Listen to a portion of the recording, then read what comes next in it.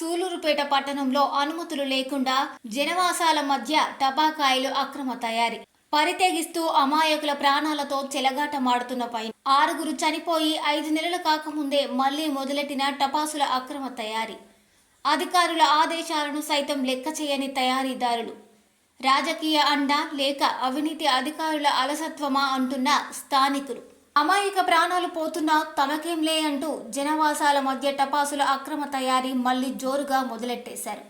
గతంలో అనేక పర్యాయాలు అధికారుల దృష్టికి ఈ అక్రమ తయారీ గురించి విన్నవించిన సరైన సమయంలో స్పందించకుండా తూతూ మంత్రంగా తనిఖీలు చేసి చర్యలు తీసుకోకుండా వదిలేయగా ఫలితంగా మార్చి 19న టపాసులు తయారీ కేంద్రంలో జరిగిన అగ్ని ప్రమాదంలో 6 అమాయకులు ప్రాణాలు విడిచారు. పొట్టకూటి కోసం ఇతర రాష్ట్రాల నుంచి వచ్చి మృత్యువాత పడగా అప్పట్లో ఈ సంఘటన స్థానికంగా సంచలనం సృష్టించింది. చేతులు కాలాక ఆకులు పట్టుకున్నట్లు అంతా అయ్యాక వచ్చి తయారీ కేంద్రాన్ని సీజ్ చేశారు. అధికారులు వారి యొక్క అనుమతులు రద్దు చేశారు. సకాలంలో అధికారులు స్పందించి ఉంటే అంతమంది అమాయక ప్రాణాలు పోయేవి కావు. ఇంతమంది ప్రాణాలు పోవడానికి కారణమైన వ్యక్తులు మాత్రం దొరల్లా తిరుగుతున్నారు. 5 నెలలు గడిచాయి. ఆ సంఘటన మరిచిపోకముందే టపాసుల తయారీదారులు మళ్లీ జనావాసాల మధ్య నేషనల్ హైవే ప్రక్కన అదే ప్రదేశంలో తయారీ మొదలెట్టేశారు. తమకేంలే, డబ్బుతో రాజకీయ నాయకుల అండతో అధికారులను మేనేజ్ చేయొచ్చనుకున్నారో ఏమో. అంతమంది అధికారులు సీజ్ చేసి అనుమతులు రద్దు చేసిన తయారీ కేంద్రంలో మళ్లీ తయారీ మొదలెట్టేశారు. ఈ విషయం తెలుసుకున్న రెవెన్యూ అధికారి ఏవో రవికుమార్ దృష్టికి తీసుకెళ్లడంతో వెంటనే స్పందించి తహసీల్దార్ నరసింహారావును విచారణకు ఆదేశించారు.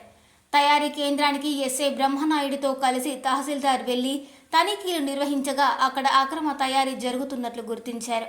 వారికి సరైన అనుమతి పత్రాలు లేకుండా, తయారీ లైసెన్స్ లేకుండా తయారీ చేస్తున్నట్లు గ్రహించి టపాసుల గోడౌన్ని తయారీ కేంద్రాన్ని సీజ్ చేశారు.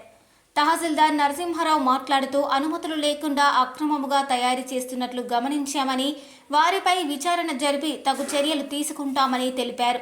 ఇంత జరిగినా వారి తీరు మారుతుందని నమ్మకం లేదు. అటు మన్నారు పోలూరులోని జగనన్న కాలనీ వద్ద రోడ్డు పక్కనే జనవాసాల మధ్య మరో తయారీ కేంద్రం కూడా వీరికి సంబంధించిందే వెలిసింది. అక్కడ ప్రమాదం జరగకముందే అధికారులు తగు చర్యలు తీసుకోవాలని ప్రజలు కోరుతున్నారు. నమస్కారం. ఈరోజు మనకి ఒక కంప్లైంట్ రావడం జరిగింది.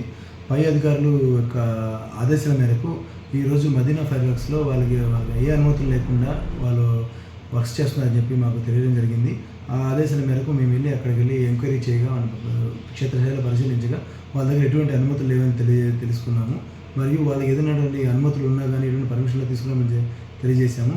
ప్రస్తుతానికైతే దాని మీద మొత్తం మీద పూర్తి స్థాయిలో విచారించి ముందు సీజ్ చేసేసాము. తర్వాత ఎటువంటి అనుమతులు ఉన్నాయి కానీ వాళ్ళు తీసుకొచ్చినా కానీ దాని మీద విచారించి పై అధికారులు తెలియజేసి వాళ్ళ అనుమతుల ప్రకారమే, వాళ్ళు ఇచ్చినటువంటి ఇన్స్ట్రక్షన్స్ ప్రకారమే దాన్ని ఓపెన్ చేయడం జరుగుతుంది.